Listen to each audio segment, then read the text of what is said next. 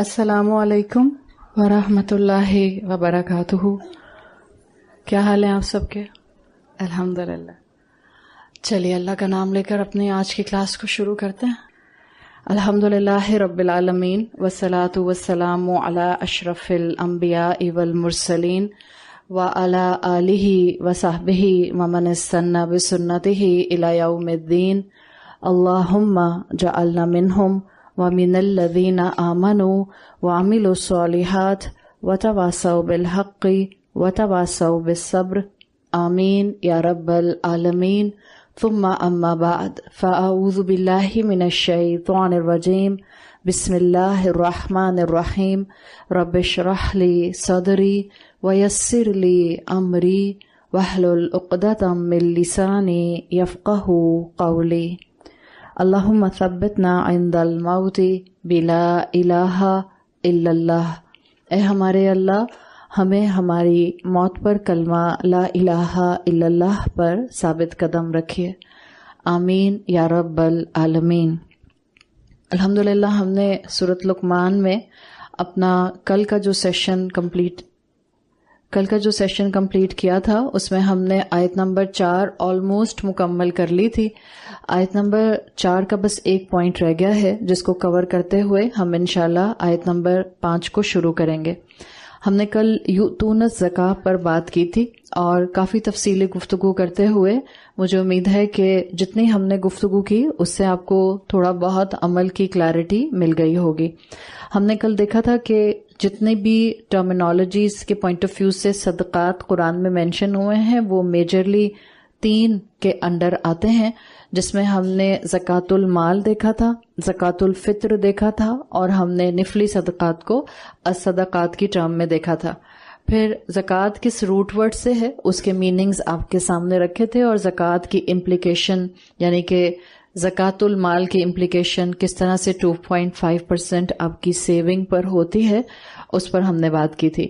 پھر اسی طرح سے ہم نے دیکھا تھا کہ جن کو زکوٰۃ دی جاتی ہے ان میں سے 2 مصارف، ایک غرباء کا اور ایک مساکین کا ہے.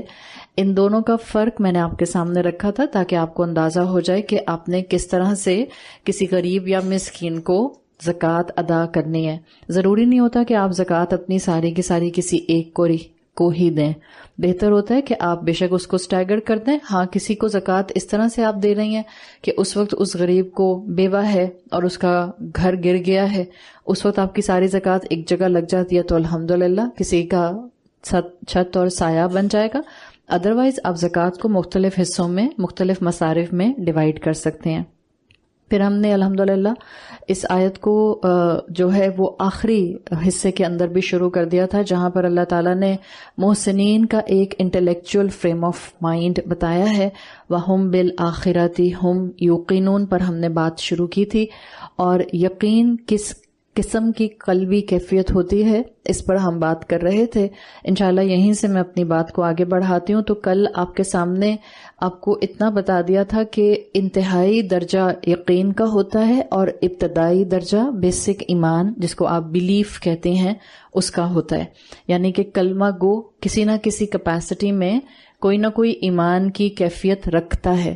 جب وہ ایمان کی کیفیت یقین میں کنورٹ ہوتی ہے تو پھر انسان محسن بننے کی طرف اور عمل میں تیزی سے دوڑنے کی طرف آتا ہے. اسی حوالے سے آپ کو میں نے سورۃ الانعام کی آیت بتائی تھی، آیت 162، جس میں آیا تھا کہ انسان کا اٹھنا بیٹھنا، اس کا نماز پڑھنا، اس کی قربانی سب اللہ کے لیے خاص ہو جائے. تو جب ہم یہاں تک آتے ہیں، اس یقین کے ہائیسٹ ایمان کے گریڈ کو دیکھتے ہیں، تو کلاسیکل اسکالرز میں ایک اسکالر کی سینگ آتی ہے اسی یقین کے لیے. وہ کہتے ہیں اذا حلت ہدایت قلبا نشطت فی العبادت ارضاہ. جب انسان کے دل میں ایمان یقین کی کیفیت تک ہو جاتا ہے تو ڈیفینیٹلی اس کے جوارے یعنی کہ اس کے لمبس اس علم پر رسپونڈ کرتے ہیں. یہ وہی کیفیت ہے جس میں صرف انفارمیشن نہیں ہوتی آپ کے پاس، بلکہ اس انفارمیشن کے اوپر عمل بھی موجود ہوتا ہے.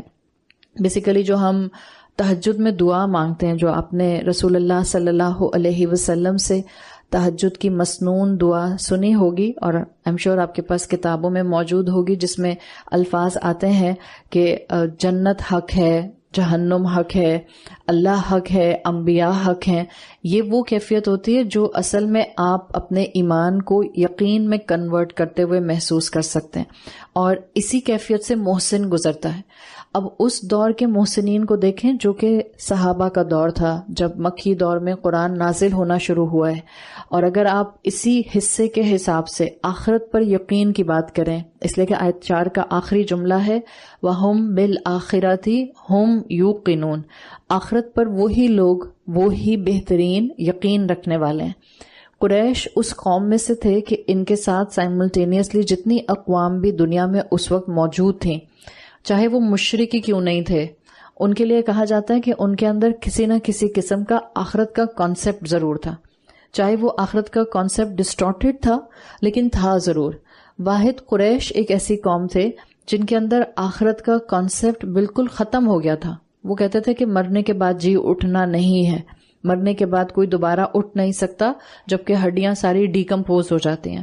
تو قریش کے لیے آتا ہے کہ قریش آخرت کے لیے بالکل کمپلیٹلی بلینک اور بلائنڈ تھے، ان کو بالکل کوئی آئیڈیا اور ان کا کوئی ڈاگما اور کریڈ نہیں تھا آخرت کے بارے میں۔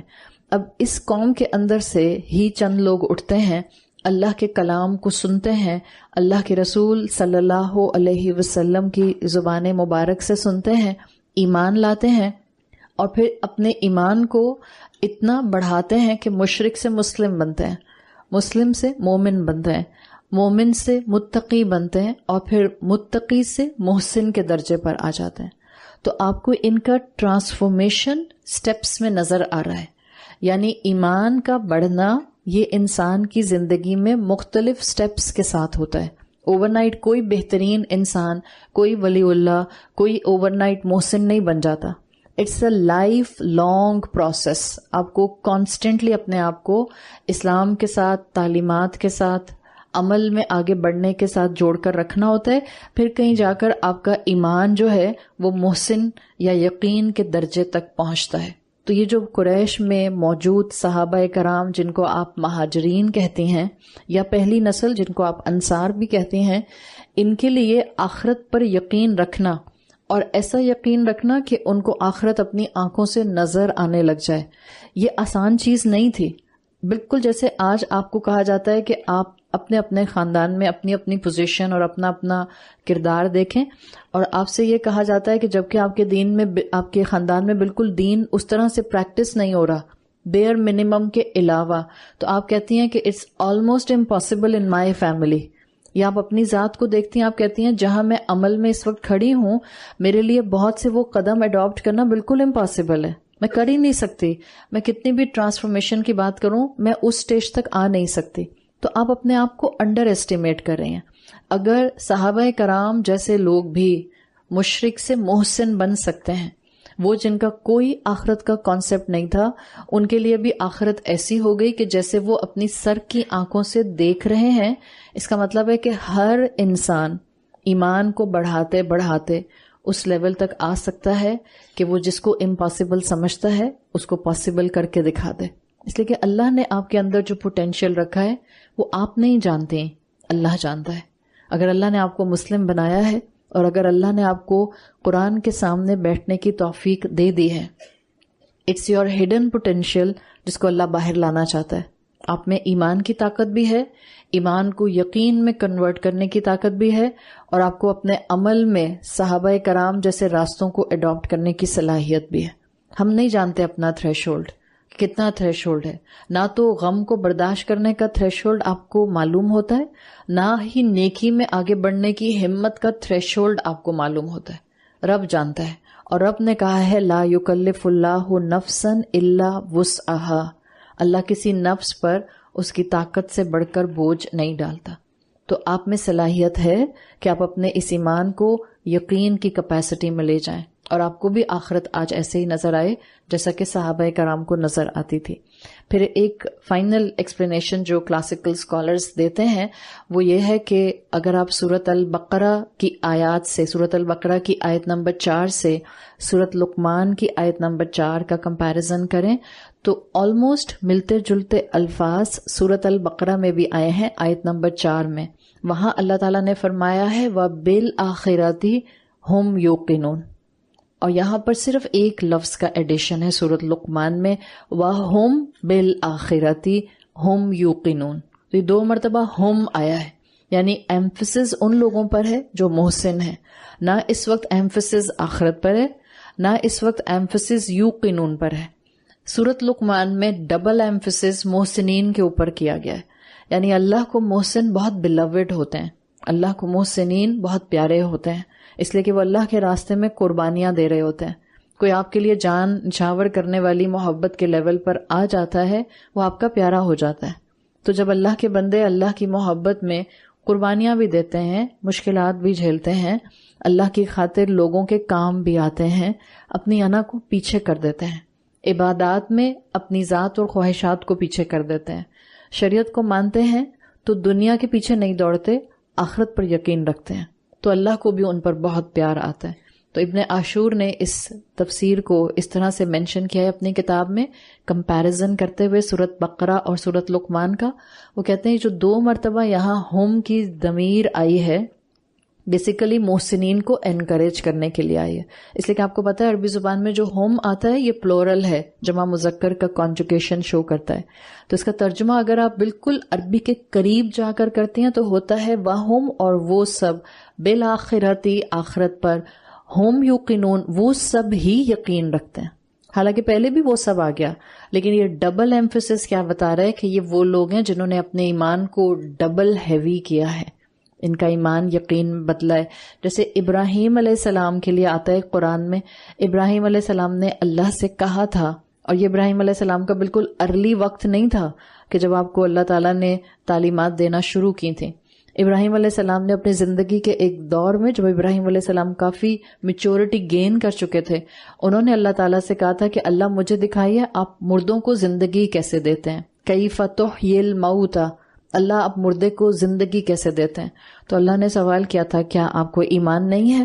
تو ان کا جواب کیا آیا تھا؟ مفہوم یہی آتا ہے، ایمان ہے، بس میں دل کی تسلی اور دل کا یقین چاہتا ہوں. اس کا مطلب ہے کہ آپ کا بھی یقین مختلف کیفیت کا ہوتا ہے. کبھی ہو سکتا ہے آپ کو لگے کہ آپ کے اندر ہمت کم ہے، ایمان کم ہے. کبھی ہو سکتا ہے آپ کے اندر آپ کو خود طاقت، انرجی، عمل میں دوڑنے کی صلاحیت محسوس ہو. یہ اپس اینڈ ڈاؤنس، یہ فلکچویشن از نارمل، اور یہ بڑھتی ہے وقت کے ساتھ ساتھ. یہ آپ کے تھریش ہولڈ کو ایمان کے اور یقین کے بڑھاتی ہے جتنا آپ اللہ کے کلام کے ساتھ اپنے آپ کو اٹیچ رکھتے ہیں. تو جتنا علم آتا جاتا ہے، جتنا آپ یقین کو عمل میں کنورٹ کرتے جاتے ہیں، نہ صرف آپ کی نماز خوبصورت ہوتی ہے، نہ صرف آپ کی زکوٰۃ کی ادائیگی مکمل احسان کے ساتھ ہوتی ہے، آپ اپنی زندگی کا ہر عمل اس یقین کے ساتھ کرتے ہیں کہ آخرت میں اس کا بہترین ریوارڈ انشاءاللہ آپ کو دیا جائے گا. یہ آیت نمبر 4 تک کی ان ڈیپتھ اسٹڈی تھی. آیت نمبر 5 میں پھر اللہ تعالیٰ نے فرمایا، کنٹینیویشن ہے اسی ٹاپک کی جس ٹاپک میں محسنین کا ذکر کیا جا رہا ہے، قرآن پر بہترین عمل کرنے والے، اولئک علی ھدی من ربہم، یہ وہ لوگ ہیں جو اپنے رب کی طرف سے ہدایت پر ہیں. وَأُولَئِكَ هُمُ الْمُفْلِحُونَ، اور یہی وہ لوگ ہیں جو بہترین سکسیس ریسیو کرنے والے ہیں، جو بہترین فلاح پانے والے ہیں. اولئک علی ھدی من ربہم، یہ پڑھ کے کسی کو یہ محسوس نہ ہو کہ یہ تو آلریڈی گاڈ گفٹڈ چنے ہوئے لوگ ہیں، اس لیے کہ اللہ نے ان کو چن لیا کہ اللہ ان کو ہدایت دے گا. تو اگر اللہ نے مجھے ہدایت نہ دی تو کیا ہو گیا، میرا تھوڑی کوئی قصور ہے، میرے اوپر بلیم کیوں آئے گا، میں کیوں جہنم میں جاؤں، اس لیے کہ ان کو تو اللہ نے چوز کیا تھا، ان کو اللہ نے پک کیا تھا. That's a normal tendency of understanding Quran by staying at the superficial level. لیکن اگر آپ آیات کا ربط اور نظم دیکھیں تو پیچھے جو کانٹیکسٹ چل رہا ہے، پہلے ان کی ہمت تھی، پہلے ان کے قدم تھے، پہلے محسنین کی قربانیاں تھیں، پہلے محسنین کا آگے بڑھ کر ایمان کو یقین میں بدلنا تھا. انہوں نے قرآن کے سامنے آ کر بیٹھنا پسند کیا تھا، انہوں نے ہدن کو اڈاپٹ کیا تھا، انہوں نے نیت اور ارادہ کیا تھا کہ وہ اس کتاب حکیم سے فائدہ اٹھانے کے لیے اس کی طرف قدم بڑھائیں گے. تو ان کا نیت، ان کا ارادہ، ان کی ایفرٹ، یہ محسنین کے عمل تھے. پھر اللہ تعالیٰ نے فرمایا اولئک علی ھدی من ربہم. تو اگر کوئی یہ کہتا ہے کہ یہ گاڈ گفٹڈ ہے، مجھے نہیں ملی ہدایت تو اللہ کا قصور، نعوذ باللہ، میرا قصور نہیں ہے، یہ لیک آف انڈرسٹینڈنگ ہے. محسن اپنا چاہت کا لیول اپنے رب کو شو کرتا ہے. کیا کہتا ہے آپ کو حدیث قدسی کا معاملہ، جس کا مفہوم آتا ہے کہ آپ 1 قدم بڑھاتے ہیں، اللہ 10 قدم، 2 ہاتھ 2 فرلانگ آپ کی طرف آتا ہے. تو پہلا قدم آپ کا ہوگا، چاہت آپ کی ہوگی. اللہ نے آپ کو عقل دی ہے، اللہ نے آپ کو فطرت دی ہے، اللہ نے آپ کو ریسورسز دے دیے. قرآن آپ کے کان پر پڑے اور آپ کی فطرت سے کنیکٹ ہو جائے اور آپ کا دل چاہے کہ آپ اس کو جانیں، یہ آپ کا پہلا قدم ہے. یہ آپ اٹھائیں گی، اس کے بعد اللہ آپ کے لیے ہدایت کے دروازے کھولتا چلا جائے گا. پھر وہ رب ہوتا ہے جو آگے بڑھنے والوں کے لیے آسانیوں کے دروازے کھولتا ہے، اور یہی وہ لوگ ہوتے ہیں اولئک هم المفلحون، جو فلاح پانے والے ہوتے ہیں، جو اصل میں کامیاب ہوتے ہیں. امام ابن القیم الجوزی نے اپنی کتاب میں، امام ابن القیم الجوزی کی ایک کتاب ہے الفوائد، انہوں نے اپنی اس کتاب میں یہ جو فلاح کا لفظ آیا ہے، عربی میں کامیابی کئی طرح سے آتی ہے. آپ کو فوز بھی کامیابی کے لیے ملتا ہے، فوزن کبیر قرآن میں آتا ہے. لیکن یہ جو فلاح کی کامیابی ہوتی ہے، یہ الٹیمیٹ سکسیس ہوتی ہے. یہ الٹیمیٹ سکسیس ایسی ہوتی ہے کہ اس میں انسان کے دنیاوی لحاظ سے کامیابی کے ڈیفینیشنز نہیں ہوتے.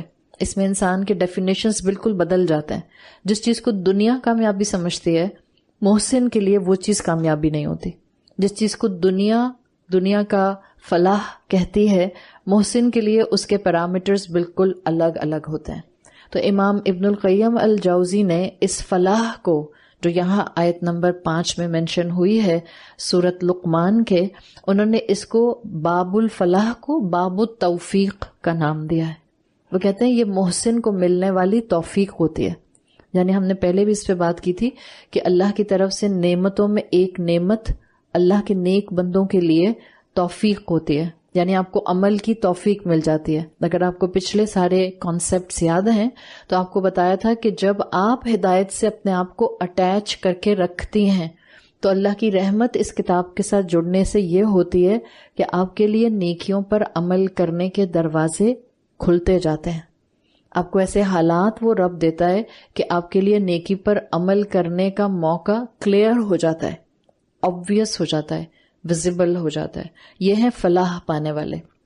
اب جو ہماری ایکسپلینیشن ہے انشاءاللہ وہ ہے فلاح کا کانسیپٹ. اس کو ہم سمجھ لیں کہ قرآن نے جس چیز کو فلاح یا سکسیس کہا ہے ایز کمپیئر ٹو فوز، اس کا مطلب کیا ہے. دیکھیں اس وقت ہم دنیا کے جس پیٹرن کو دیکھ رہے ہیں، آج ہم دنیا جس کو گلوبل ولیج کہتے ہیں، یہاں پر جو سکسیسفل ہونے کے لیے ٹرمز استعمال کی جاتی ہیں، یا جو سکسیسفل ہونے کی ڈیفینیشنز ہیں، یا جو سکسیسفل ہونے کے طریقہ کار ہیں، وہ ہر سٹریٹا تک پہنچ چکے ہیں مور اور لیس. اور دنیا کی کامیابی کے جو پرنسپلز ہیں وہ بہت حد تک ایک ہی جیسے ہیں. یعنی دنیا جس چیز کو کامیابی کہتی ہے وہ آپ کو مور اور لیس ایک ہی طرح ملیں گے. یعنی آپ کو اگر میں یہ کہوں کہ آج کل ہر کوئی کامیاب ہونا چاہتا ہے، تو کیا یہ جملہ ٹھیک ہوگا یا غلط ہوگا؟ اگر میں یہ کہتی ہوں کہ آج کل ہر کوئی کامیاب ہونا چاہتا ہے، تو یہ بالکل اس وقت کا سیناریو یہی ہے. ایوری بڈی از ولنگ کہ وہ ایک سکسیسفل انسان کہلائے. اس لیے کہ آپ کو اپنے آس پاس لائف کوچز ملتے ہیں جو آپ کو کامیابی کے گر سکھاتے ہیں.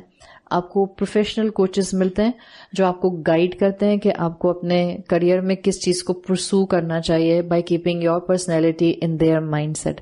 آپ کو آج کل اپنے آس پاس جو ہیں وہ بہت سے پروفیشنل کوچز کے ساتھ ساتھ جو ہیں وہ ایسے سائیکولوجیکل کوچز ملتے ہیں جو آپ کو بتاتے ہیں کہ آپ کا مائنڈ سیٹ کتنا اسٹرانگ ہونا چاہیے تاکہ آپ بہترین طریقے سے اپنی دنیا میں کامیابی کے ساتھ زندگی گزار سکیں. اگر آپ ان کوچز کی بات نہ بھی کریں، اور اگر میں آپ کو سمپل ایک بات کہوں کہ اگر آپ کو گیج کرنا ہے کہ کیا آج کل ہر کوئی کامیابی کے پیچھے دوڑتا ہے، تو جس مائنڈ سیٹ سے آج کل کے والدین اپنے بچوں کے لیے اسکول سسٹم ڈیسائیڈ کرتے ہیں، میجورٹی آف دا پیرنٹس، سب کی بات نہیں کر رہی ہوں، ہو سکتا ہے آپ میں سے کچھ کا کرائیٹیریا اپنے بچوں کی اسکولنگ کے پوائنٹ آف ویو سے الگ ہو، لیکن میجورٹی آج کل اوور آل جو ماں باپ کا ایک حال ہے جس میں وہ اپنے بچوں کی اسکول سسٹم کو ڈیسائیڈ کرتے ہیں، کیا ذہن میں رکھ کے ڈیسائیڈ کرتے ہیں؟ آخرت کی کامیابی یا دنیا کی کامیابی؟ Majority of the mind set of parents, ہم اپنے بچوں کے لیے اسکولز وہ والا سلیکٹ کرتے ہیں یا اسکول سسٹم وہ والے پک کرتے ہیں جہاں ہمارے ذہن میں ان کے لیے دنیا کی کامیابی ہوتی ہے. یعنی اس وقت سناریو دنیا کا یہ ہے، ہر کوئی کامیابی کے پیچھے دوڑ رہا ہے، لیکن اکارڈنگ ٹو اسلام شاید بہت کم لوگ ہیں آٹے میں نمک کے برابر جن کو کامیابی کی اصل ڈیفینیشن معلوم ہے۔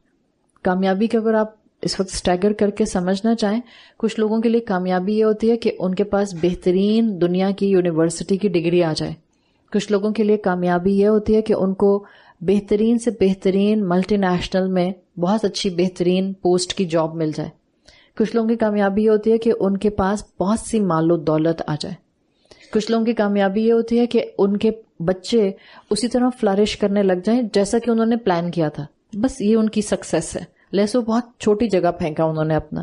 کچھ لوگوں کی کامیابی صرف اتنی یہ ہوتی ہے کہ اگر ان کا یوٹیوب چینل ہے تو ان کے سبسکرائبر سب سے زیادہ ہوں، تو وہ بار بار اپنا یوٹیوب چینل اور کسی اور کا یوٹیوب چینل چیک کرتے رہتے ہیں۔ یا وہ لوگ، وہ خواتین جو انسٹاگرام پہ بزنس کر رہی ہوتی ہیں، ان کو بھی بہت فکر ہوتی ہے کہ ہمارے سبسکرائبرز جو ہیں ہماری کمپیٹنٹ بزنس وومن کے ساتھ کم ہو رہے ہیں یا زیادہ ہو رہے ہیں۔ اور آج کل یہ حال ہے اس ٹرینڈ کا جس کو آپ کامیابی کہتے ہیں، جیسے پوسٹ کے اوپر کتنی لائکس آتی ہیں اور آپ کی ٹویٹ کے اوپر کتنے ری ٹویٹ کیے جاتے ہیں، یہ سب چیزیں آج کل کی کامیابی کی ڈیفینیشن کے انڈر آتے ہیں۔ اور آپ کو پتا ہے کہ اس کو ہارنیس کرنے کے لیے یا اس کو کیچ کرنے کے لیے ایک اور انڈسٹری بن گئی ہے، اس لیے کہ ایک انڈسٹری وہ ہے جو بزنس کرتی ہے اور لائکس اور سبسکرائبرز اور اپنے چینل پہ موجود لوگوں کی کوانٹٹی سے سمجھتی ہے کہ ہم کامیاب ہیں۔ بعض لوگ اس چیز کو بھی کامیابی سمجھتے ہیں کہ آپ کو کتنے لوگ سننے کے لیے آپ کا لیکچر آتے ہیں، کوئی کامیابی نہیں ہے۔ آپ یہاں ایک بھی آ کر نہ بیٹھیں، ٹیم کے بھی 4 لوگ بیٹھے ہوں، الحمدللہ ہمارا ایمان ہے کہ ہر کرسی کے اوپر ایک فرشتہ بیٹھا ہوا ہے، اور شاید ہر کرسی پر ایک فرشتہ نہیں ہوگا۔ فرشتے کے لیے تو کوئی ٹینجیبل چیز بھی نہیں چاہیے، فرشتہ اپون فرشتہ اپون فرشتہ اپون فرشتہ ہو سکتا ہے۔ دیٹس دا ایمان۔ کوئی نہ بھی سنے، میرا رب ہے جس کے لیے ہم یہاں پر آ کر بیٹھے ہیں۔ یہاں پر محنت کرنے والی ٹیم، ان کو بھی ہیڈ کاؤنٹ پر کبھی بھی نہیں جانا چاہیے کہ کتنے لوگ آئے اور کتنوں نے سنا اور کتنوں کے لیے ہم نے دین کے فیسیلیٹیشن میں اپنا حصہ ڈالا۔ It's not about head count, it's about our نیت اینڈ اخلاص اینڈ خلوص۔ ہم کس نیت اور کس خلوص کے ساتھ گھر سے نکل کر آئے ہیں وہ وہیں قبول ہو جاتا ہے۔ اس سے پہلے کہ ہم یہاں پہنچیں وہ اس سے پہلے ہی قبول ہو جاتا ہے الحمدللہ۔ انما الاعمال بالنیات۔ جب ظہر کی نماز پڑھ کے آپ دعا پڑھ کر گھر سے نکلتے ہیں، اللہ نکلنا بھی آپ کی خاطر، محنت بھی آپ کی خاطر، اور قبولیت بھی آپ کے حوالے، اور اجر بھی صرف آپ سے چاہیے۔ یہ ہے اصل کامیابی۔ یہ جو دنیا میں ایک ہیڈ کاؤنٹ کی کامیابی کو کامیابی سمجھا جاتا ہے، اٹس ناٹ اے کامیابی۔ آپ کے کتنے اسٹوڈنٹ ہیں، آپ کے لیکچر میں کتنے لوگ ہوتے ہیں، آپ کو اس سے مطلب 2 ہوتے ہیں، آپ سارے 0 ہٹا دیں، بس 2 بیٹھے ہوئے ہوتے ہیں، دیٹس اٹ۔ ایک میں ہوتی ہوں اور ایک میرا رب ہوتا ہے، دیٹس اٹ۔ اور کسی سے مجھے کوئی انٹرسٹ نہیں ہے۔ یہ وہ نیتوں کے خلوص ہیں جو آپ کو فلاح کی ڈیفینیشنز کو سمجھنا سکھاتے ہیں۔ اگر ہم دنیاوی لحاظ سے ڈیفینیشنز ڈھونڈیں گے تو دنیا آپ کو اپنے اندر اتنا انوالو رکھے گی کہ آپ کو سر اٹھانے کی فرصت نہیں ملے گی کہ آپ فلاح کی ڈیفینیشن کو رب کے کلام کے ذریعے سمجھ جائیں۔ ایک نئی مارکیٹنگ انڈسٹری اس وقت دنیا میں آ گئی ہے، اس لیے کہ وہ آپ سے پیسے لیتے ہیں اور آپ سے کہتے ہیں کہ آپ ہمیں پے کریں، ہم آپ کے پیج کے اوپر دن بھر میں 24 گھنٹے کے اندر جو ہیں 1000 سبسکرائبر اور فالوورز جو ہیں وہ ان سے لائک کروا دیں گے۔ It's a whole industry. دنیا اپنے اندر اپنے ڈیزل میں اور اپنے ایک دھوکے میں آپ کو اس طرح ٹریپ کر کے رکھتی ہے۔ Don't run behind this thing. کس کی پکچر کے اوپر اور کس کی سیلفی کے اوپر کتنی لائکس آئیں، اس کا مطلب یہ نہیں ہے کہ آپ بہت ایک کامیاب اور خوبصورت انسان ہیں بیکاز آپ نے سیلفی ڈالی تھی اور اس کے اوپر لاکھوں اور ہزاروں قسم کی لائکس آ گئی۔ یہ غلط ڈیفینیشنز ہیں جو فلاح کی ہمارے پاس آئی ہیں۔ ہمارے رب نے سمپل ڈیفینیشن دی ہے، قد افلح المؤمنون، سمپل 1 لائنر۔ فلاح کس کو ملتے ہے؟ جو مومن ہوتا ہے، اور مومن اللہ کی ڈیفینیشن میں جو مومن ہوتا ہے۔ پھر قرآن میں آتا ہے فمن زحزح عن النار وادخل الجنہ فقد فاز، جس کو آگ سے بیئرلی بچا لیا گیا۔ فمن زحزح عن النار، یہ زحزح کی ٹرم آتی ہے جو بالکل جس کو آپ کہتی ہیں نا ایک ہیئر لائن ڈفرنس سے بچ جائے آگ میں گرنے سے، وہ ہے کامیاب اللہ کی نظر میں۔ فمن زحزح عن النار وادخل الجنہ فقد فاز، جو جنت میں انٹر ہوا بیئرلی بال برابر جہنم سے بچتے ہوئے، اللہ کی نظر میں وہ کامیاب ہے، وہ اصل میں فلاح پانے والا ہے. یعنی آپ کو زندگی ایسی گزارنی ہے, سمپل ان ٹرمز, آپ مفلح اس وقت بن سکتے ہیں جب آپ محسن ہوں گے, اور آپ محسن اس وقت ہوں گی جب آپ رب کی بتائی ہوئی کامیابی کے سٹینڈرڈ کو کامیابی سمجھیں گی. اللہ کہتا ہے مومن کامیاب ہوتے ہیں. تو میں آئینے کے سامنے کھڑے ہو کر یا اپنی زندگی کو جائے نماز پر بیٹھ کر سیلف ایویلیویٹ کرنے کی کوشش کروں, کیا میری زندگی مومن کی زندگی ہے؟ کیا میں سوچتی مومن کی طرح ہوں؟ کیا میرا لائف سٹائل مومن کی طرح ہے؟ کیا میں اپنے ماں باپ بہن بھائیوں سے مومن کی طرح بات کرتی ہوں؟ کیا میں اپنے شوہر اور اپنے بچوں سے مومن کی طرح ڈیل کرتی ہوں؟ کیا میں اپنے گھر میں اپنے سبارڈینیٹ سے مومن کی طرح معاملہ کرتی ہوں؟ آپ کو خود پتہ چل جائے گا کیا میں فلاح کے راستے پر چل رہی ہوں یا نہیں چل رہی ہوں. بات بالکل سمپل سی ہے, لیکن بعض اوقات ہمیں انسپریشنز چاہیے ہوتی ہیں. اگر آپ کو فلاح کی انسپریشن چاہیے تو صحابہ کرام کی سیرت از دا بیسٹ ٹول جو آپ ہمیشہ اپنے ساتھ رکھیں. کسی نہ کسی صحابی کی سیرت پڑھتے رہیں, آپ کو فلاح کی ڈیفینیشن ملتی رہے گی. آپ رسول اللہ صلی اللہ علیہ وسلم کی سیرت کو پڑھتے رہیں, آپ کے سامنے کامیابی کے سٹینڈرڈز آتے رہیں گے. بہترین طریقے سے جس نسل نے فلاح کے کانسیپٹ کو سمجھا ہے اور جو بہترین طریقے سے اولئک هم المفلحون کے انڈر آئے ہیں, وہ رسول اللہ صلی اللہ علیہ وسلم کے صحابہ کرام ہیں. اس کا یہ ہرگز مطلب نہیں ہے کہ صرف وہی فلاح پا سکتے تھے یا فلاح کا ڈیفینیشن صرف وہی سمجھ سکتے تھے. آج ہم میں بھی صلاحیت ہے کہ ہم اسی کیپیسٹی کے کام کر سکیں, اگر ایگزیکٹ اتنی انٹینسٹی سے نہیں تو کم سے کم اس سے چھوٹی انٹینسٹی کا کام ضرور کر سکتے ہیں کہ جس سے ہم بھی فلاح والے کاموں کے اندر داخل ہو جائیں.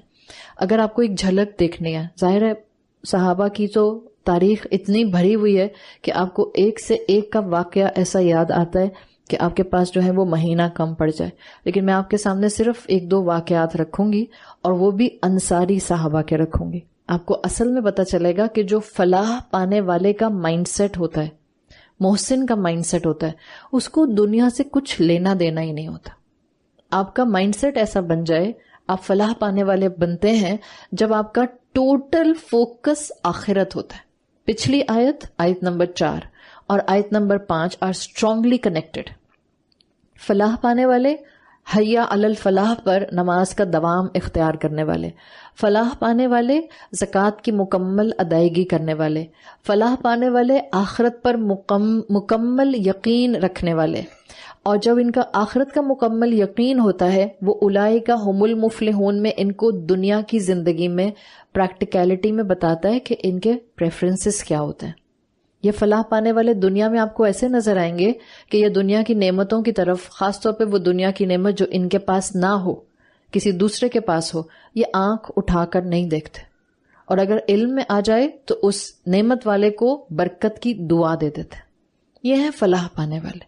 یہ نہیں کہ دوسرے کی لمبی گاڑی اپنی گاڑی کے پاس سے گزرتی ہوئی دیکھی تو جب تک اس کی کار گزر نہیں گئی اور آپ کی نظروں سے غائب نہیں ہو گئی, جب تک آپ دیکھے جا رہے ہیں.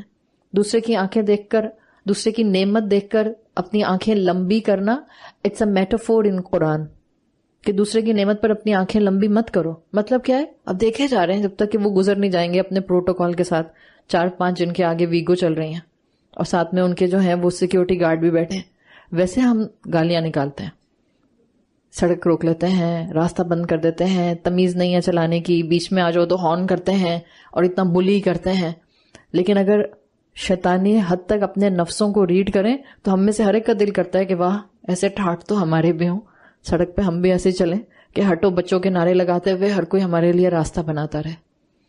جس کا کانسیپٹ فلاح والا آ جائے وہ دوسروں کی نعمت پر آنکھیں لمبی نہیں کرتا ہے, دوسروں کی نعمت پر صرف اور صرف اس کو برکت کی دعا دے دیتا ہے. چاہے چور بھی ہو نا, اس کو بھی برکت کی دعا دے دیں, چوری کرنا چھوڑ دے گا. ہم کہتے ہیں لو چور کو چور نہ کہ, یہ کیا بات ہوئی؟ آپ جج نہیں ہیں اس ملک کے, قاضی نہیں ہیں, آپ چور کو چور کہیں, فائدہ کیا ہے؟ اس سڑک پہ لوگ ہمارے اس طرح سے جا رہے ہوتے ہیں VVIP موومنٹ کے ساتھ, کار کی شیشے آپ کے بند ہیں اور آپ اپنے کار میں بیٹھے ہوئے ان کو گالیاں نکال رہی ہیں. آپ کی فرسٹریشن آپ کے گھر والوں کے اوپر ہی صرف آ رہی ہوتی ہے. وہ جو آپ کا آتش فشاں پھوٹ رہا ہے اس کے اوپر تو پھوٹا نہیں جس پر آپ نے اظہار کیا تھا.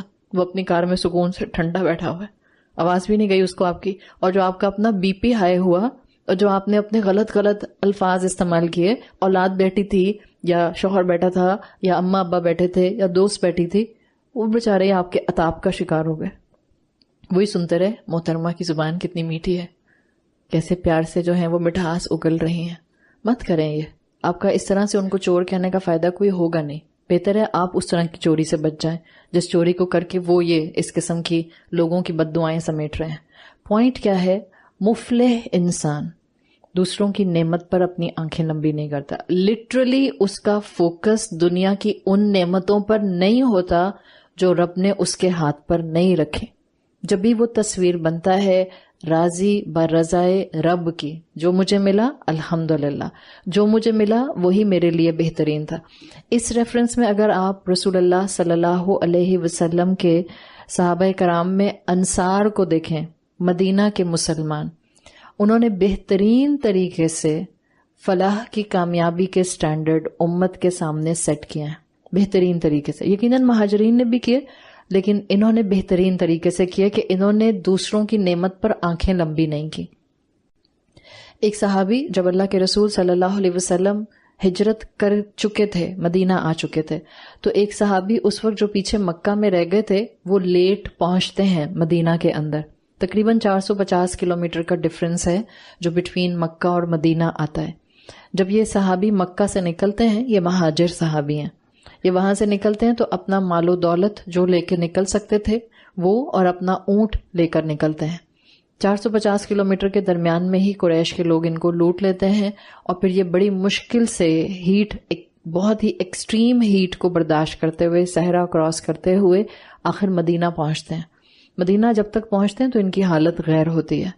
مسجد میں آتے ہیں اور پھر وہاں پر جب یہ پہنچتے ہیں تو اللہ کے رسول صلی اللہ علیہ وسلم اس وقت مسجد نبوی میں موجود ہوتے ہیں.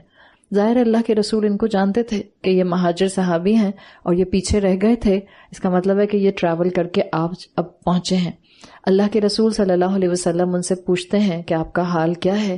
تو بتاتے ہیں کہ میرا حال بہت برا ہے، اس لیے کہ سفر کے آغاز میں ہی قریش کے لوگوں نے میرا اونٹ اور میرا مال و دولت اور میرا کھانا پینا سب مجھ سے چھین لیا تھا. سو آئی ایم ایمٹی ہینڈڈ، میرے پاس کچھ بھی نہیں ہے، خالی ہاتھ ہے میرے. اللہ کے رسول صلی اللہ علیہ وسلم ان سے کہتے ہیں نہیں، آپ خالی ہاتھ نہیں ہیں، یو ارنڈ جنہ، آپ نے جنت کما لی، آپ کو اللہ تعالیٰ نے کامیابی دے دی. پھر اللہ کے رسول صلی اللہ علیہ وسلم مدینہ کے ایک صحابی کو بلاتے ہیں اور ان صحابی کو، انصاری صحابی کو، ان مہاجر صحابی کا بھائی بنا دیتے ہیں. Now this is the same incident جس کو آپ انڈر اسلامی مخاوات رکھتے ہیں. آپ جانتے ہیں کہ اللہ کے رسول صلی اللہ علیہ وسلم نے مدینہ میں انصار اور مہاجرین کا ایک بردرہڈ قائم کیا تھا، اسلامی مخاوات قائم کیا تھا. اور اس کی مثال اس سے پہلے کسی نبی کی شریعت میں، کسی نبی کی قوم میں، پوری انسانی تاریخ میں کہیں نہیں ملتے. That was the unique incident جو کہ اس موقع پر مدینہ کے ٹائم پیریڈ میں اللہ کے رسول صلی اللہ علیہ وسلم نے کروایا تھا. یہ صحابی ہوں جن کو ان صحابی کا، مہاجر صحابی کا بھائی بنایا گیا، یا ان جنرل کوئی بھی انصاری صحابی ہو جن کو اسلامی مخاوات میں ایک ایک مسلمان مہاجر بھائی دیا گیا، آپ کو ان کی ہاسپٹیلٹی، آپ کو ان کی اعلیٰ ظرفی، آپ کو ان کا اپنی دنیاوی نعمتوں کا شیئر کرنا جو نظر آتا ہے، ان کے حوالے سے آپ کو پتہ چلتا ہے کہ ان کے لیے فلاح کیا تھی. ان کے لیے فلاح دنیا کا مال نہیں تھی، دنیا کا کاروبار نہیں تھی، دنیا کی شہرت اور دنیا میں لگژوریس لائف سٹائل نہیں تھا. ان کے لیے فلاح صرف آخرت تھی. ان کا لاک آن تھا آخرت پہ، ان کا لاک آن تھا جنت کمانے پہ، ان کا لاک آن ہو گیا تھا کہ انہوں نے اللہ کا رضوان، اللہ کی رضا حاصل کرنی ہے. یہی وہ صحابہ ہیں، انصاری صحابہ، جن کے پاس 2 گھر تھے تو انہوں نے کہا کہ ہمارا ایک گھر آپ لے لیجئے، میں خالی کر دیتا ہوں، میں ویکیٹ کر دیتا ہوں اس کو. یہی انصاری صحابہ تھے جنہوں نے کہا کہ میرے 2 بزنس ہیں تو میں ایک بزنس آپ کو دے دیتا ہوں. جس کے پاس ایک بزنس تھا اس نے کہا آدھا آدھا کر لیتے ہیں. یہ نہیں کہ سب بہت ہی زیادہ ویل آف تھے اور آپ کہیں کہ سارے انصار تھے یہ اتنے ویل آف، اگر انہوں نے اپنی 4 فیکٹریز میں سے ایک فیکٹری کسی مہاجر بھائی کو دے دی تو واٹس اے بگ ڈیل. ایسا نہیں تھا. مدینہ میں غربت تھی کافی زیادہ، کم صحابہ تھے جو بہت مال و دولت والے تھے. جس کے پاس جتنا مال تھا That's the more important thing. फलाह पर फोकस रखने वाला ये नहीं देखता कि मेरे पास बिलियंस हैं या मेरे पास हजारों हैं. अगर हजारों हैं तो मैं शेयर नहीं कर सकता, अगर बिलियंस हैं तो चलो ठीक है, एक आधा लाख में भी शेयर कर लूंगा. ये तो हम हैं. हातिम ताई की कब्र पर लात मारते हैं 5 लाख देख के. इस दफा तो मैंने 5 लाख ज़कात निकाली है. क्या किया आपने 5 लाख ज़कात निकाल के? अगर अल्लाह ने आपको 6 बिलियन दिए हुए, कोई तीर नहीं मारा आपने, शायद कम ही दिया आपने ज़कात. अगर अल्लाह ने आपको 6 बिलियन दिया और आपने 5 लाख ज़कात निकाली. ये वो कॉन्सेप्ट्स हैं जिसको समझने की जरूरत है. सहाबा इंसान थे. क्या सहाबा के साथ खानदान और औलादें नहीं थी? उन औलादों के मुस्तकबिल नहीं थे? उन औलादों की खुशियां नहीं थी? उन औलादों की ख्वाहिशात नहीं थी? ठीक है, उनके बच्चों के पास वो खिलौने नहीं होते थे जो आपके और मेरे बच्चों के पास होते. बस उस दौर के लोगों के लिए भी खिलौने मौजूद थे अपने अपने हिसाब से, अपने अपने वक्त के लिए. उनके बच्चों के लिए भी मुस्तकबिल की फिक्रें थी. वो सहाबी जो अंसारी थे, जिसके पास जो था उसने शेयर कर लिया, जिसके पास जो था. यहां तक के टू द एक्सटेंट जिसके पास एक से ज्यादा बीवी थी, उसने कहा आप मेरी जिस बीवी को पसंद करेंगे, जिसका भाई महाजिर भाई अल्लाह के रसूल ने जिसको बना दिया. इसलिए कि बहुत से महाजिर सहाबा अपनी बीवियों को पीछे छोड़कर आ गए थे, मुशरिक थी, तो निकाह खत्म हो गए थे. जब वापस यहां आए हैं, यहां उनके पास बीवियां नहीं थी. यहां तक इस्लामी मखावात में मिसालें मिलती हैं कि जिनके पास 2 बीवियां थी, उन्होंने कहा मेरी जिस बीवी में से जिसको चाहेंगे मैं उसको तलाक दूंगा, वो अपनी इद्दत पूरी करेगी और आप उससे निकाह कर लीजिएगा उसके बाद. इट्स नॉट लाइक कि वो कोई भेड़ बकरी थी. इसलिए कि बातें करने वालों ने इस पर भी बहुत बातें की हैं. ये क्या बात हुई? वो कोई कमोडिटी थी जो अपनी एक बेगम दे दी, हिबा कर दी इस तरह से. अब ख्याल है सिर्फ महाजरीन और अंसार में सिर्फ और सिर्फ मर्द थे जो नेकियों में आगे दौड़ रहे थे, जिनको फलाह नजर आती थी, जिनको कुर्बानियां देनी होती थी. मुसलमान औरतें कहां थी? भेड़ बकरियां नहीं थी मुसलमान औरतें.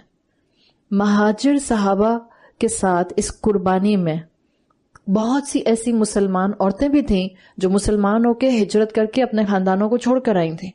अंसारी सहाबा के साथ साथ उनके साथ अंसारी औरतें भी थीं. और अंसारी औरतों में ये औरतें खुद वॉलंटियर करती हैं कि क्यों, अगर मेरा शौहर कुर्बानी दे सकता है आखिरत की फलाह के लिए, तो मैं अपने शौहर के साथ खड़ी हूं. ये नहीं था कि बीवी चाह नहीं रही और उन्होंने कहा नहीं नहीं मैं तुमको तलाक दूंगा और तुम दूसरे के निकाह में जाओगे. It wasn't like this. Everyone was sacrificing just for the sake of आखिरत. फलाह पर फोकस था. औरतों ने अपना हिस्सा डाला, मर्दों ने अपना हिस्सा डाला. इस हद तक कुर्बानी थी जिसको आप अंसार के अंदर देखते हैं. साइमल्टेनियसली आता है कि जो अजर व सवाब का मामला है उसमें हमेशा अल्लाह के रसूल सल्लल्लाहु अलैहि वसल्लम के सहाबा में महाजरीन को प्लस पॉइंट दिया जाता था. कौन क्लोजेस्ट था अल्लाह के रसूल सल्लल्लाहु अलैहि वसल्लम से? हजरत अबू बकर सिद्दीक, हजरत उमर रदी अल्लाह अन, हजरत अली रदी अल्लाह अन. ये सब वो सहाबा थे जो मक्की दौर से एज अ महाजिर आपके साथ आए थे और ये अल्लाह के रसूल के क्लोजेस्ट थे. अंसार जेलस नहीं होते थे, लो हमने अपना शहर खोला, हमने इमिग्रेंट्स को जगह दी, हमने महाजरीन को अपने बिजनेस शेयर करा दिए, हमने तो अपनी बीवियां भी शेयर करा दी, हमने घर भी शेयर करा दिए और हमें अल्लाह के रसूल सल्लल्लाहु अलैहि वसल्लम के बराबर में कुर्सी भी नहीं मिली, सफ में जगह भी नहीं मिली. अभी भी सारे डिस्कशन अबू बकर के साथ होते हैं. दे were not at the competition.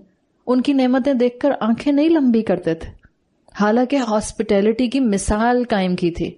हमारे घरों की तरह उनके 3-3, 4-4 बेडरूम्स नहीं थे कि आप कहें कि उन्होंने एक बेडरूम महाजिर साहबी को दे दिया. बाद साहबा का एक एक हुजरा था, एक कमरा, और एक एक हुजरे की भी डायमेंशन अगर आप देख लें तो हमारे घर का सबसे छोटा बेडरूम भी उसके सामने ग्रैंड कमरा है. छोटे छोटे कमरे होते थे, छोटे छोटे, लिटरली 12 बाय 12 का कमरा, 12 बाय 12, 12 फुट से 12 फुट स्क्वायर, दैट्स इट.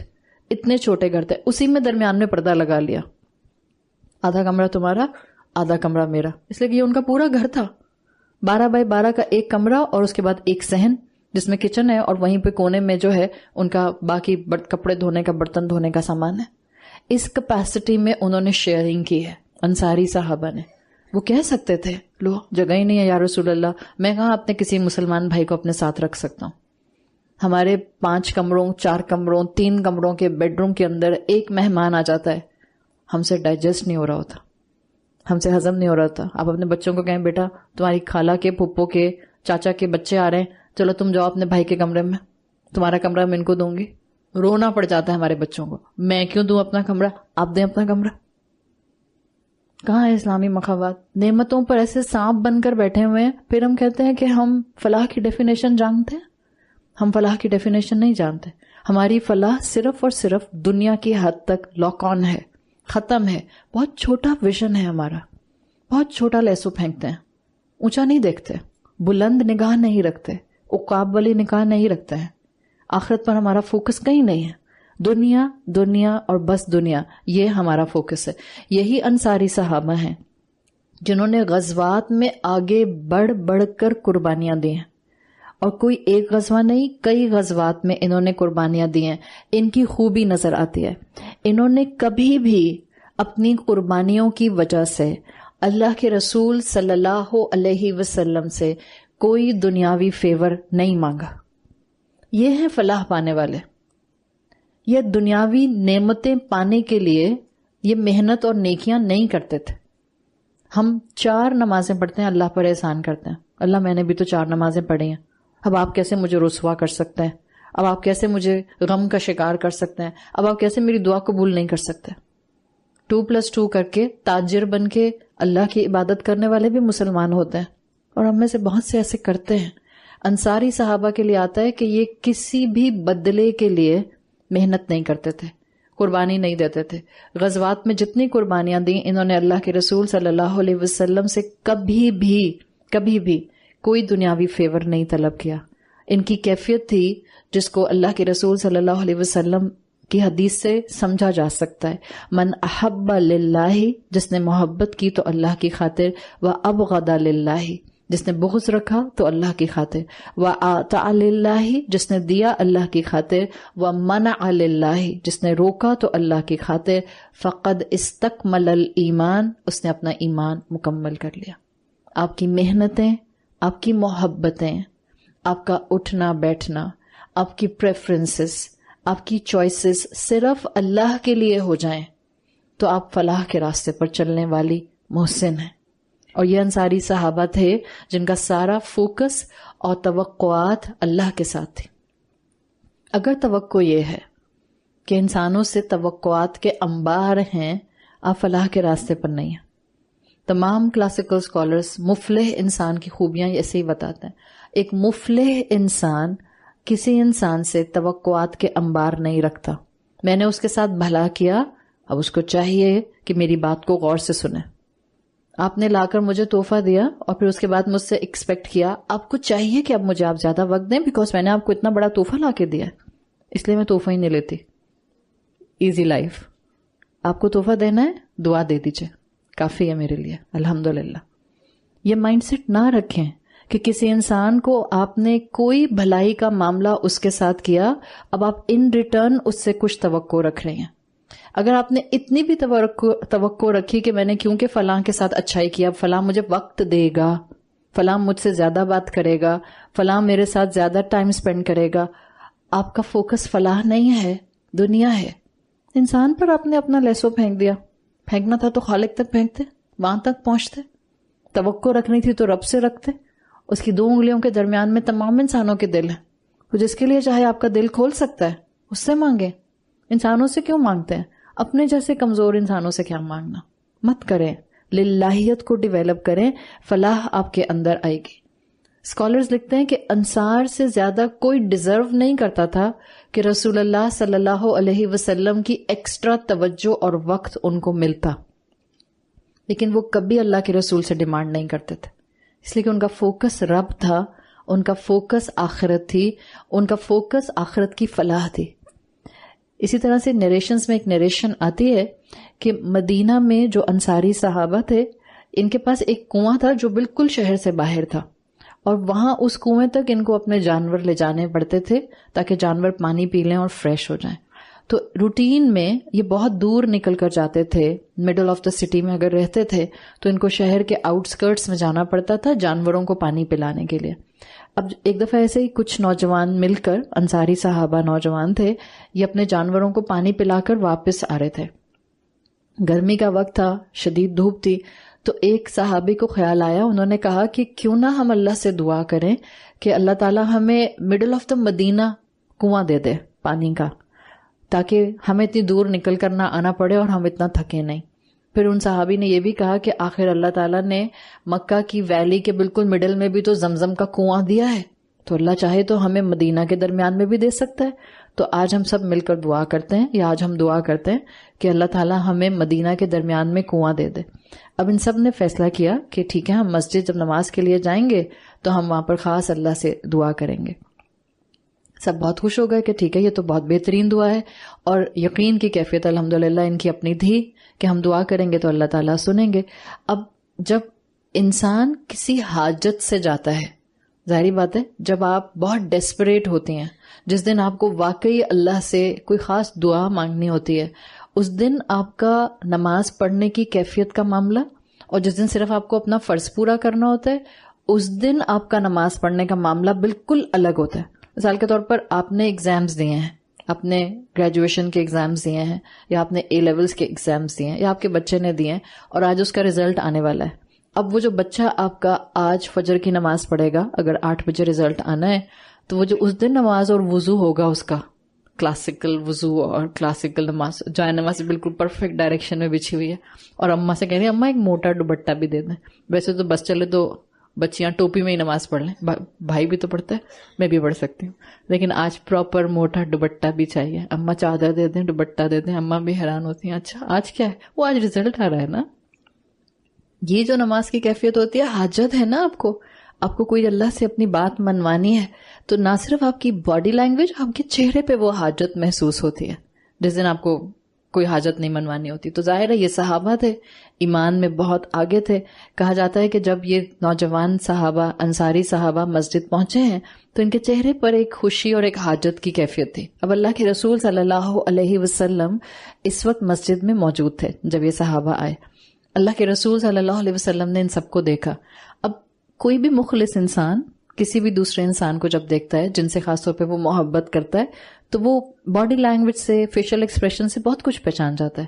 آپ اپنی اماں کے گھر جائیں اور آپ اس دن کم بولیں تو آپ کی اماں کو بس پتہ چل جائے گا کہ کوئی پریشانی ہے. ابھی آپ نے زبان سے کچھ بھی نہیں کہا ہوتا، مگر آپ کی اماں گیج کر لیتی ہیں سم تھنگ از رانگ. یا آپ کا بچہ آج بالکل بجھا سا ہے، آج چہک نہیں رہا، آج ہنس نہیں رہا، آج بہت زیادہ ڈیمانڈ نہیں کر رہا، تو اماں کو پتہ چل جاتا ہے کہ کوئی پریشانی ہے. اب تو اللہ کے رسول تھے صلی اللہ علیہ وسلم، رحمت للعالمین. اللہ کے رسول صلی اللہ علیہ وسلم نے ان سے دریافت کیا کہ کیا ماجرا ہے. انہوں نے بتایا اپنا سارا معاملہ کہ آج ہم اللہ سے دعا کریں گے کہ اللہ تعالیٰ ہمیں مدینہ کے درمیان میں ایک پانی کا کنواں دے دے تاکہ ہمیں اپنے جانوروں کو اتنی دور لے کر نہ جانا پڑے. اللہ کے رسول صلی اللہ علیہ وسلم نے مسکرا کر کہا مرحباً بالانصار، انصار تم سب کو ویلکم ہو. اور پھر اللہ کے رسول صلی اللہ علیہ وسلم کی نریشن کا مفہوم آتا ہے. آپ نے فرمایا کہ آج انصار جو مانگیں گے وہ ان کو عطا کیا جائے گا. تو اس نوجوان نے جو نوجوان انصاری صحابی تھے جن کا آئیڈیا تھا، انہوں نے کہا جو بھی مانگیں گے. تو اللہ کے رسول صلی اللہ علیہ وسلم نے کہا جی ہاں، جو بھی مانگیں گے وہ آپ کو عطا کیا جائے گا. اب انہی صحابی نے جن کا آئیڈیا تھا، انہوں نے کہا کہ اچھا ہولڈ آن، ہم ذرا مشورہ کر لیں. اب جو چاہیں گے وہ ملے گا، تو obviously بلینک چیک آ گیا نا ہاتھ میں، تو بلینک چیک کون جانے دیتا ہے. تو انہوں نے کہا اللہ کے رسول رک جائیں، ہم ذرا آپس سے مشورہ کر لیں. آپ کو ان کا مائنڈ سیٹ نظر آ رہا ہے. ان کا مائنڈ سیٹ جب ان کو اتنی بڑی اپرچونٹی نظر آئی کہ کوئی عام انسان تو کہہ نہیں رہا، اللہ کے رسول ہیں صلی اللہ علیہ وسلم، اور وہ کہہ رہے ہیں کہ آج جو یہ مانگیں گے ان کو مل جائے گا. تو ان کو معلوم تھا کہ اس دنیا کی حقیقت کیا ہے اور اللہ کے رسول کی اس بات کی ویلیو کتنی ہے. ان کو معلوم تھا کہ دنیا اور ما فیہا جو کچھ ہے وہ ملعون ہے، لعنت زدہ ہے، اس میں کوئی ایس سچ اتنی ویلیو نہیں ہے، یا وہ عارضی ہے، یا اس کے اندر بہرحال فنا کا ایلیمنٹ ہے. تو آٹومیٹیکلی جب انہوں نے آپس سے مشورہ شروع کیا، یہاں پہ بہت پریکٹیکل بات میں ذہن میں آ رہی ہے. آپ کی فرینڈ ہے اور آپ کو لوئی وٹون کا بیگ لا کر دیتی ہیں اور آپ سے کہتی ہیں، ظاہری بات ہے وہ لوئی وٹون کا ٹیگ اوپر سے اتاریں گے تو نہیں نا، اتار کر اس کے لوگوں کے ساتھ آپ کو دیتی ہیں، اور آپ کہتی ہیں اتنا مہنگا تحفہ مجھے دینے کی ضرورت نہیں تھی، ضرورت نہیں ہے، میرے پاس ہلکے پھلکے بیگ بھی ہیں اور کافی ہیں، میری ضرورت پوری ہو جاتی ہے. آپ کی فرینڈ کہتی ہے کتنی ناشکری ہو، کتنی ناقدری ہو، میں نے تم کو 5 لاکھ کا بیگ دیا اور تم نخرے ختم نہیں ہوتے تمہارے. اور آپ حقیقتاً کہہ رہی ہیں کہ لوئی وٹون ہو یا آپ کے پاس کیٹ اسپیڈ ہو یا کوئی بھی بیگ ہو، آپ کو کوئی فرق نہیں پڑتا ہے. آپ کہہ رہی ہیں واقعی مجھے کوئی فرق نہیں پڑتا بیکاز بیگ چیز ہی ڈالنی ہے نا, میں کوئی بھی چیز کسی بھی چیز میں اپنا سامان ڈال کے آرام سے لے جا سکتی ہوں. یہ مائنڈ سیٹ صرف اس کو سمجھ آئے گا جس کی نظر میں واقعتاً ان برانڈز کی کوئی ویلیو نہیں ہے. اس کا مطلب یہ نہیں ہوتا نعوذ باللہ کہ آپ استعمال کرنے والوں کو بلٹل کر رہے ہیں, یہ مطلب نہیں ہوتا ہے. اس کا مطلب یہ ہوتا ہے کہ آپ کو واقعی ان چیزوں سے فرق نہیں پڑتا ہے. یہ آپ کی بات ہر کوئی نہیں سمجھتا. جب آپ کہتے ہیں نا کہ مجھے برانڈ سے کوئی فرق نہیں پڑتا, یا آپ کی بات ہر کوئی نہیں سمجھے گا, صرف وہ سمجھے گا جو جانتا ہے واقعی کہ دنیا اور اس کی چیزوں کی کیا حقیقت ہے. آپ زندگی میں ایک 5 لاکھ کا یا 15 لاکھ کا بیگ خرید لیں, کیا وہ آپ کی پوری زندگی کے لیے کافی ہوتا ہے؟ آپ ادھر بیگ خریدیں, 4 دفعہ ہاتھ میں لے کر جائیں, 5ویں گیدرنگ میں آپ کا دل نہیں کرے گا اس کو لے جانے کو, دل کرے گا ایک اس سے بھی اچھا ہونا چاہیے بیکاز ایک اور لیٹسٹ والا آ گیا. دنیا اور دنیا میں جتنی چیزیں ہیں اس کی ویلیو اتنی کم ہے. کیوں؟ اللہ کے رسول صلی اللہ علیہ وسلم کی حدیث میں آتا ہے کہ دنیا کی حقیقت اللہ کی نظر میں مچھر کے پر کے برابر بھی نہیں ہے. اگر ہوتی ما سقا کافرن منہا شربت مائن, اگر مچھر کے پر کے برابر بھی ہوتی, اللہ کافر کو ایک گھونٹ نہ دیتا اس دنیا سے. کوئی ویلیو نہیں ہے. یہ انصار تھے جن کی نظر میں دنیا کی کوئی ویلیو نہیں تھی. آپس میں مشورہ کر کے اللہ کے رسول صلی اللہ علیہ وسلم کے پاس آتے ہیں اور ان سے کہتے ہیں یا رسول اللہ, ہم نے فیصلہ کر لیا, ہم آپ کو بتاتے ہیں کہ آپ نے اللہ سے کیا مانگنا ہے. تو کہتے ہیں, یہی صحابی کہتے ہیں, کنسنسس کر کے آتے ہیں, کہتے ہیں اللہ سے کہیے ہم سب کو بخش دے. کنواں گیا ایک طرف, جانور گئے ایک طرف, چل کے جانا گیا ایک طرف. اللہ کے رسول صلی اللہ علیہ وسلم سے کہتے ہیں یا رسول اللہ, اللہ سے کہیے ہمیں بخش دے. اللہ کے رسول صلی اللہ علیہ وسلم اسی وقت ہاتھ اٹھاتے ہیں اور دعا کرتے ہیں, اللہم اغفر للانصار و ابناء الانصار و ابناء الابناء الانصار. ابھی اللہ کے رسول یہ کہہ رہے ہوتے ہیں, اللہ انصار کو بخش دے, انصار کے بیٹوں کو بخش دے, انصار کے بیٹوں کو بخش دے. ابھی اللہ کے رسول صلی اللہ علیہ وسلم یہ الفاظ ہی دہرا رہے ہوتے ہیں. تو یہی والے صحابی, انصاری صحابی, یہ پکار کر کہتے ہیں وَمَوْلَيْنَا یا رسول اللہ, وَمَوْلَيْنَا یا رسول اللہ, یعنی ہمارے غلاموں کو بھی بخش دے. یہ مائنڈ سیٹ ہمارا ہو سکتا ہے؟ ہم ایمان کی اس کیفیت کو پہنچتے ہی نہیں ہیں. ہم کہیں لوگ مغفرت تو مل ہی جائے گی, وہ تو ملنے والی چیز ہے, اللہ کے رسول ہمیں بخشوا لیں گے, وہ ہماری شفاعت کر دیں گے. ہمارے فلاح کے ڈیفینیشنز ہیں ہی نہیں. ہمارے بہت چھوٹے دنیا کے ڈیفینیشنز ہیں, بہت چھوٹا لیسو ہم پھینکتے ہیں. تو انہوں نے کہا کہ ہمارے ورکرز کو بھی بخش دے. یہ وہ کیفیت ہے جس کو کہا جاتا ہے کہ یہ مفلحون کا مزاج تھا, ان کا دنیا پر فوکس ہی نہیں تھا. ایک مفلح انسان کا سارا فوکس اس بات پر ہوتا ہے کہ میں آخرت میں جہنم سے بچ جاؤں اور جنت میں داخل کر دیا جاؤں. فمن زحزح عن النار وادخل الجنہ فقد فاز. اس طرح ایک اور صحابی, انصاری صحابی کا یہ واقعہ آتا ہے. ینگ نوجوان صحابی تھے, 18 سے 19 سال ان کی عمر آتی ہے. انہوں نے ایک دن آبزرو کیا, ان کو بیٹھے بیٹھے خیال آیا کہ وہ دن بھر میں دیکھتا ہوں کہ اللہ کے رسول صلی اللہ علیہ وسلم کے آس پاس بہت سے صحابہ ہوتے ہیں جو ہر وقت دوڑ دوڑ کر آپ کے کام کر رہے ہوتے ہیں. کبھی آپ صلی اللہ علیہ وسلم کو کوئی حاجت ہوتی ہے تو ایک نئی لائن میں 4 کھڑے ہوئے ہوتے ہیں. تو ان صحابی کو خیال آیا کہ میں کیوں نہ کوئی ایسی نیکی کروں جو کسی کو نظر بھی نہ آئے, صرف میرے اور میرے رب کے درمیان میں ہو, اور میں اللہ کے رسول صلی اللہ علیہ وسلم کے کام بھی آ جاؤں, ان کی خدمت بھی کر لوں. کیوں؟ اس لیے کہ فوکس اللہ کی رضا تھی. تو یہ نوجوان صحابی فیصلہ کیا کرتے ہیں کہ دن بھر میں تو بہت سے صحابہ ہوتے ہیں, جب رات ہوتی ہے, شام ہوتی ہے, سب اپنے اپنے گھروں میں چلے جاتے ہیں. تو انہوں نے کہا میں رات میں اللہ کے رسول صلی اللہ علیہ وسلم کی حاجت کے لیے موجود رہوں گا. اب آئیڈیا اتنا بڑا آیا, یہ نہیں کہ مسجد گئے اور آستینے چڑھا کے اللہ کے رسول کو بتا رہے ہیں آپ کو پتہ ہے مجھے ایک آئیڈیا آیا ہے, میں یہ کروں گا. نہیں, کچھ نہیں. خاموشی سے انہوں نے یہ فیصلہ کیا, اور رات ہوتی ہے, شام ہوتی ہے, تمام صحابہ اپنے اپنے گھروں میں چلے جاتے ہیں, رسول اللہ اپنے حجرے میں چلے جاتے ہیں. یہ خاموشی سے اللہ کے رسول صلی اللہ علیہ وسلم کے حجرے کے باہر بیٹھ جاتے ہیں. پوری رات اللہ کے رسول صلی اللہ علیہ وسلم کے حجرے کے باہر بیٹھے رہتے ہیں. صبح ہوتی ہے, اللہ کے رسول فجر کے لیے نکلتے ہیں, یہ پہلے نکل کے اپنے کام وام کے لیے چلے جاتے ہیں. ایک رات ایسے گزرتی ہے, اللہ کے رسول باہر نہیں آتے, ان کو کوئی حاجت نہیں ہوتی. دوسری رات بھی ایسے گزر جاتی ہے, اللہ کے رسول صلی اللہ علیہ وسلم کو کوئی حاجت نہیں ہوتی. صبح اٹھ کر جتا نہیں رہے اللہ کے رسول کو, آپ کو پتا ہے میں ساری رات آپ کے گھر کے باہر بیٹھا ہوا تھا. نتھنگ، کچھ نہیں. اس لیے کہ دنیا میں کسی انسان سے کچھ چاہیے ہی نہیں، دنیا میں کسی انسان سے کوئی توقع ہی نہیں ہے. سارا فوکس تو سکسیس، فلاح پر ہے، مفلح مائنڈ سیٹ ہے. تیسری رات میں اللہ کے رسول صلی اللہ علیہ وسلم تہجد کے لیے اتفاق سے اپنے حجرے سے باہر آتے ہیں. دیکھتے ہیں تو یہ نوجوان صحابی بیٹھے ہوئے ہیں. اللہ کے رسول سوال کرتے ہیں کہ آپ یہاں کیوں موجود ہیں؟ یہ سارا ماجرا بتاتے ہیں. اللہ کے رسول صلی اللہ علیہ وسلم خوش ہوتے ہیں. آپ سوچیں نا، 18-19 سال کا ینگ نوجوان ہے اور اس کی کیفیت یہ ہے کہ وہ تیسری رات ہو گئی ہے اور اللہ کے رسول کے حجرے کے باہر موجود ہے کہ اگر ان کو کوئی حاجت ہوگی تو یہ کس کو کہیں گے، تو میں باہر بیٹھ جاتا ہوں. اللہ کے رسول ان سے کہتے ہیں خوش ہو کر، یعنی کہ ان کا اخلاص کا معاملہ رسول اللہ کو نظر آتا ہے کہ ان کی اخلاص اور محبت اور آخرت پر یقین ڈرپ کر رہا ہے، ان کے اوپر سے ٹپک رہا ہے. تو اللہ کے رسول کہتے ہیں سل تو سوال کرو تمہیں دیا جائے گا، مانگو کیا مانگتے ہو. تو یہ نوجوان صحابی، آپ سوچیں، آپ اپنے 18-19 سال کی اولادوں کو ذہن میں لے کر آئیں کہ ان کو یہ آپشن دیا جائے، آج مانگو بیٹا کیا مانگتے ہو. وہ اماں بھی نہ کہیں، وہ کہے جس کا ڈائریکٹ رب کے ساتھ تعلق ہے، رسول اللہ صلی اللہ علیہ وسلم.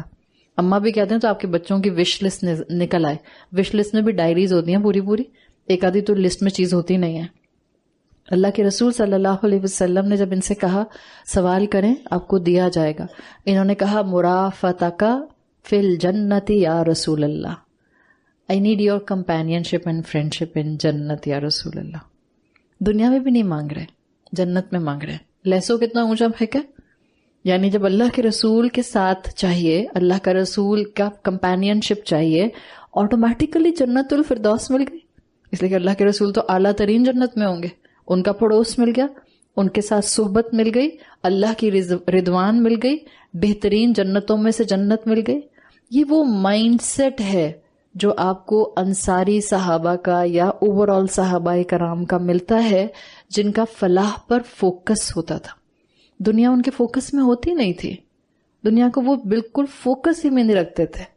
اور جب یہ مائنڈ سیٹ ہوتا ہے تو اگر آپ کو دنیاوی چیز نہیں ملتی جس کی آپ بہت کوشش بھی کر رہے ہوتے ہیں، تب آپ فرسٹریٹ نہیں ہوتے. آپ کہتے ہیں میں نے کوشش کی، مجھے نہیں ملا، اس میں کوئی خیر تھی اس لیے مجھے نہیں ملے. جب آپ کا فوکس فلاح ہوتا ہے، دنیاوی کامیابی نہ ملے آپ ایجیٹیٹڈ نہیں ہوتے. مل جائے آپ کو لگتا ہے رب نے خاص انعام دے دیا، میں تو اس قابل ہی نہیں تھی. یہ والا اینگل جبھی امام ابن القیم الجوزی نے باب التوفیق کہا ہے. باب الفلاح از ایکچولی باب التوفیق، اور یہ اسی کو ملتا ہے جس کا مائنڈ سیٹ اپنے رب کی رضا اور عبد بننے کا کانسٹنٹلی ہوتا ہے. تو جب اللہ کے رسول کے ان صحابی نے یہ کہا کہ مجھے آپ کا ساتھ چاہیے، آپ کا کمپینین شپ چاہیے جنت کے اندر، اللہ کے رسول صلی اللہ علیہ وسلم نے فرمایا اعنی بکثرت السجود، میری مدد کرو کثرت کے ساتھ سجدے کرنے سے، یعنی کہ نمازوں میں اپنے آپ کو ریگولر رکھو. It wasn't about just the فرض نماز، اٹ واز اباؤٹ دا نوافل، یعنی تہجد پڑھا کرو. اللہ کے رسول صلی اللہ علیہ وسلم نے اپنے اس نوجوان صحابی کو تلقین کر دی. اس سے ایک چیز اور محدثین ڈسکرائب کرتے ہیں اسی حدیث سے کہ اگر کوئی انسان چاہتا ہے کہ اس کو آخرت میں رسول اللہ صلی اللہ علیہ وسلم کا ساتھ نصیب ہو، یا وہ نیبرہڈ نصیب ہو، یا اللہ کے رسول کی جنتوں میں جانے کا آپشن اور اپرچونٹی مل جائے، تو اس کو چاہیے کہ وہ تہجد کا دوام اپنی زندگی میں قائم رکھے، یعنی وہ ریگولر تہجد پڑھے. اس سے انسان جو ہے وہ فلاح کے راستے پر چل پڑتا ہے. تو بیسیکلی آپ کو ان واقعات سے جو بتانا مقصود تھا وہ یہ تھا کہ اللہ تعالیٰ نے آپ کے اور میرے لیے ایک پاتھ وے بنا دیا ہے اس قرآن کے ذریعے.